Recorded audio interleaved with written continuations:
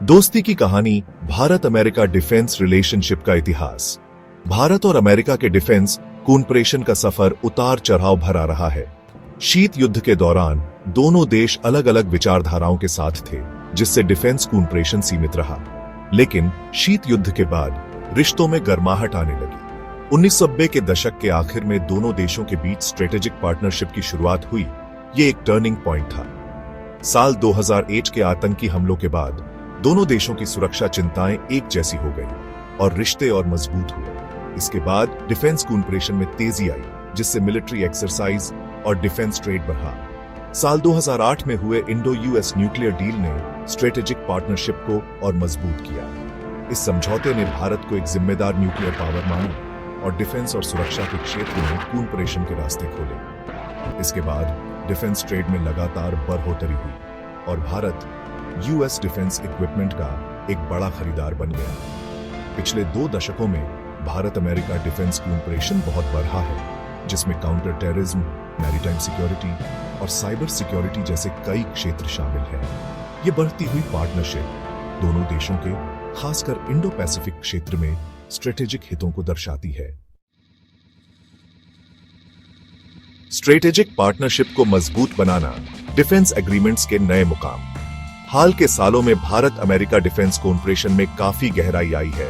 कई नए एग्रीमेंट्स और खरीदारी हुई है। सबसे खास बात रही $3 बिलियन की MQ-9B प्रीडेटर ड्रोन्स की डील। इन एडवांस्ड ड्रोन्स से भारत की निगरानी क्षमता, खासकर चीन और पाकिस्तान बॉर्डर पर, बढ़ने की उम्मीद है।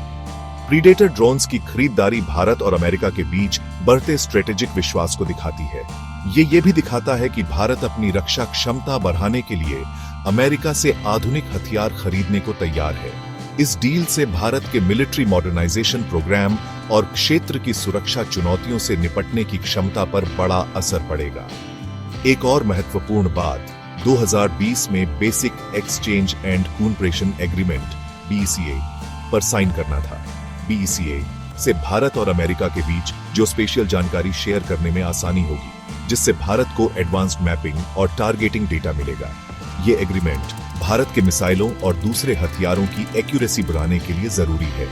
BECA, LEMOA और COMCASA जैसे एग्रीमेंट्स ने भारतीय और अमेरिकी सेनाओं के बीच तालमेल बिठाने की मजबूत नींव रखी है। इन एग्रीमेंट्स से डिफेंस कूनपरेशन और गहरा होगा और दोनों देश इंडो पैसिफिक क्षेत्र में साथ मिलकर बेहतर तरीके से काम कर पाएंगे। आसमान की बात, भारत अमेरिका डिफेंस में बॉम्बर एयरक्राफ्ट की संभावना।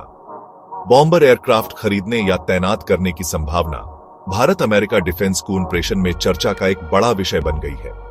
बॉम्बर एयरक्राफ्ट लंबी दूरी तक हमला कर सकते हैं, जिससे इंडो पैसिफिक क्षेत्र में ताकत चेच सकती है। लेकिन अभी इस पर कोई फैसला नहीं हुआ है और इस पर ध्यान से सोचना होगा। भारत ने अभी तक अमेरिका से बॉम्बर एयरक्राफ्ट खरीदने में कोई दिलचस्पी नहीं दिखाई है। इंडियन एयरफोर्स अभी अपने पुराने एयरक्राफ्ट को अपग्रेड करने और नए फाइटर जेट खरीदने पर ध्यान दे रही है। इसके अलावा बॉम्बर एयरक्राफ्ट खरीदने में बहुत पैसा लगेगा और इससे पड़ोसी देशों को चिंता हो सकती है। दूसरी तरफ अमेरिका चीन की बढ़ती ताकत का मुकाबला करने के लिए इंडो पैसिफिक क्षेत्र में अपनी सेना बढ़ाना चाहता है। इस रणनीति के तहत बॉम्बर एयरक्राफ्ट तैनात किए जा सकते हैं, लेकिन ऐसा करने से तनाव बढ़ जा सकता है और इस पर सोच समझकर कदम उठाने होंगे।